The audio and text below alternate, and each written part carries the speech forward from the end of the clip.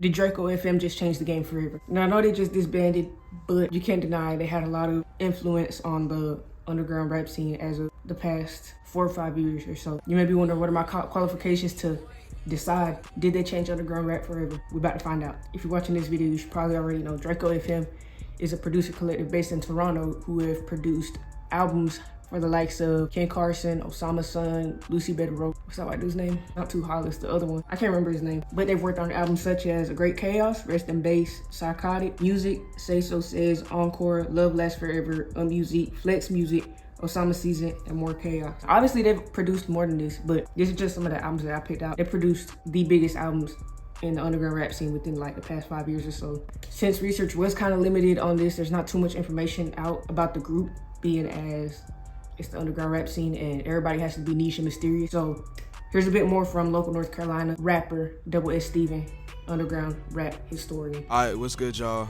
I'm gonna be talking about how Draco FM, the rap producer collective, changed the underground forever. And you may be wondering who Draco FM is and what kind of significance they have in the underground. And not only the underground, but the mainstream as well. And if you're not familiar with who Draco FM is as a collective, you've definitely heard their songs before, because they produced for Ken Carson, Cardi, Uzi, Yeet, Destroy Lonely, and underground rappers like Osama Sun, Che, Netspin, Pretty Fun, Lucy Bedroque, and so on and so forth. The collective consists Netspin, that's the name.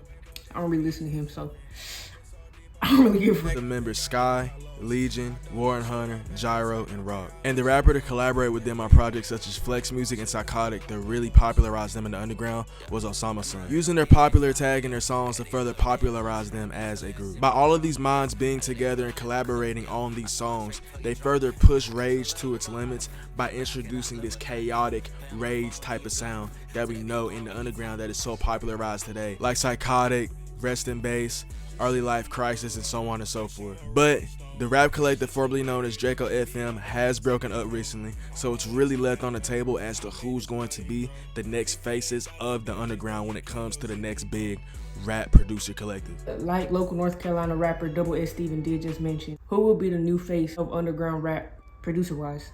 So like he mentioned, the group did recently break up due to a fallout between members, supposedly. That's what they saying, but I don't know. The members haven't been very active on social media, which is expected since the culture of the underground rap scene is kind of like, it's a competition basically on how cool, mysterious, and niche you could be. If you don't have 5 monthly listeners on Spotify, you're not underground.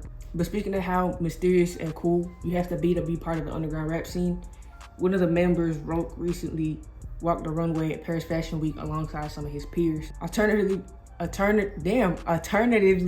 Sky is releasing music under a pseudonym 1293 with a little over 18,000 monthly listeners on Spotify. I'm not the best educated on rage rap in terms of what artists inspire who or the name of like every single underground rapper. Like I just said, I didn't even remember Netspin's name, and he's like one of the biggest names in the scene. But back to Sky. He recently released a new project called Ether, and I did listen to a few songs, so I can confidently say he'll always have a spot between Cardi and Osama Sun. I'm lying, I think a lot of these rappers kind of have the same sound, but while we still have the heart of rage like Filthy, Pierre Bourne, and of course Starboy, who will fill that Draco-shaped hole?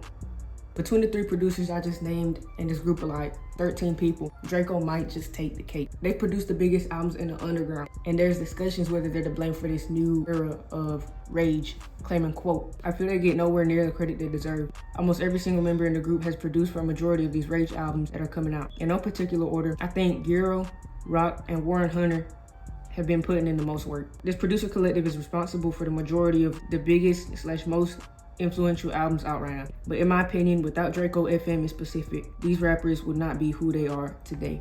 I think this is, when Psychotic was just coming out, and I will say that album was pretty big, but in terms of influentiality, they did mention pretty much everybody but Sky, which I did kind of take to heart a little bit, because Sky did produce one of my favorite songs in the underground. This may explain why he's putting out music under a different name. Maybe he wants to, rebuild like his reputation outside of Draco FM. He's rapping on his own songs, so that could, kind of give him that boost that he's looking for. Maybe he's not looking for a boost. Maybe he wants to stay niche and underground and unknown. So yeah, someone who just started getting into underground rap during the Draco FM era, I think they did well, because I can't name any other producer in the underground that's not in Draco FM. Besides obviously Filthy, Pureborn and Starboy. I can't acknowledge that those three are still pioneers of the genre and they're still producing, right? And correct me if I'm wrong, they'd be era one of the rage rap scene, right? They were deep in 2017, you know, producing for SoundCloud rappers. Draco would be era two. Would they be moving towards a new era with a more established sound? That's pretty much all I could find on the group though. Like I said, it's battle of the niches. Everybody wants the fortune, nobody wants the fame. Let me know who y'all think era three's